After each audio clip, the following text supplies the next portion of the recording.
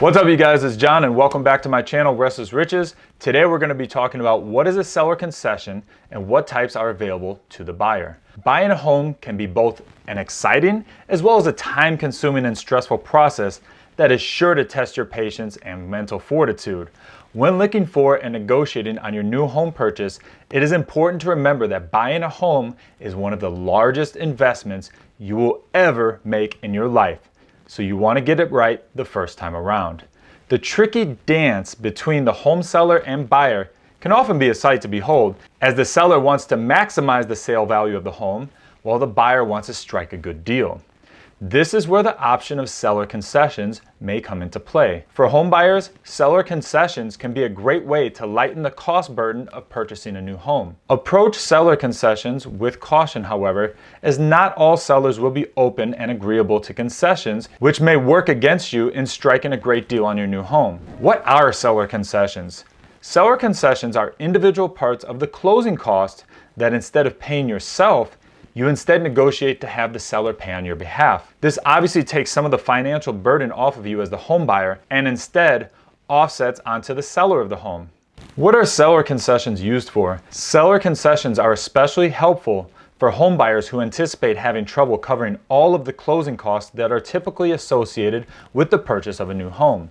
Seller concessions are useful for first-time home buyers who want to save some extra cash while getting a great deal on their first new home. First-time home buyers who aren't familiar with the process may not be aware that buying a house isn't as simple as just getting a mortgage loan and having the cash for the down payment ready. There are many other costs and risks associated with the purchase of a new home. So asking for seller concessions will help alleviate some of the financial burden that the buyer will have to bear. So how do seller concessions work? A new home buyer may ask for seller concessions if they feel that the closing price on the home may be overpriced or if they think that they'll have trouble covering all of the costs associated with closing on a home. If during the process of home inspection, the inspector finds something wrong with the home, the buyer may ask for seller concessions to help cover the costs that it will take to fix any minor or major issues that they found with the home. What types of seller concessions are available? Your closing costs will vary depending on your situation, but generally you should expect to pay between 2 and 5% of the home's value in closing costs. Add that to your down payment, and that's a hefty chunk of change. Because there are so many costs associated with buying a home, the seller might be willing to cover some of the fees associated with the processing and securing of your loan. Some of these fees include property taxes, attorney fees, appraisal, origination fee, title insurance, home renovations. There are limits to the amount a seller can contribute. These limits will depend on a few different factors, including the type of loan you're getting, how much you're putting down, and whether you're purchasing this as a primary residence, a second home, or an investment property. For example, on a conventional loan for a primary residence where you're putting 10% down, the maximum contribution amount is 6% of the sale price. If you plan on asking for seller concessions, be sure to check with your lender and find out the maximum contribution amount you can receive. Why would a seller help you pay? There are a few scenarios where agreeing to concessions might make financial sense for the seller. Maybe they want to complete the sale quickly because they're also purchasing a house and don't want the overlap of having two mortgages. Or perhaps the house has been on the market for a while and they aren't getting any good offers. Whatever the reason, if the seller is eager to get rid of the house, they might be more open to helping you out with your closing costs. Sounds great, right? Get the seller to take care of some of your out-of-pocket costs, save yourself some cash, and sail smoothly into your new home. But not so fast. Be sure to take a holistic look at your costs and take into account what the housing market is like in your area.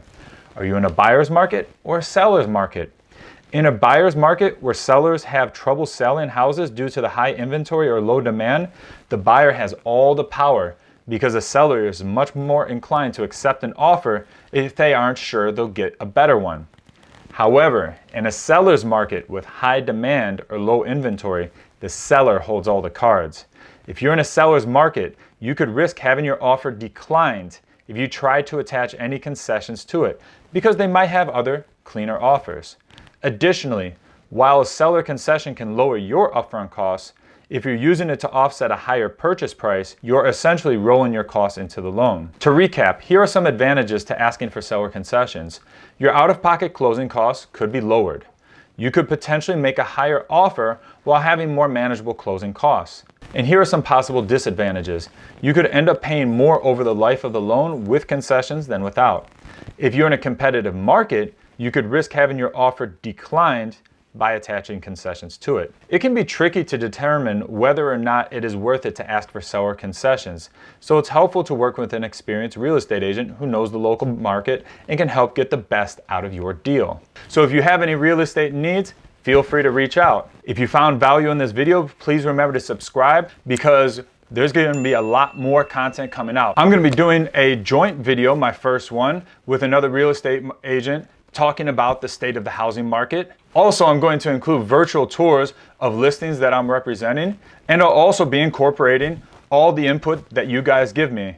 So make sure to comment down below so I know what you guys want. Also, remember you can add me on my Instagram at Restless Riches. Thank you so very much for watching, and I'll see you on the next one.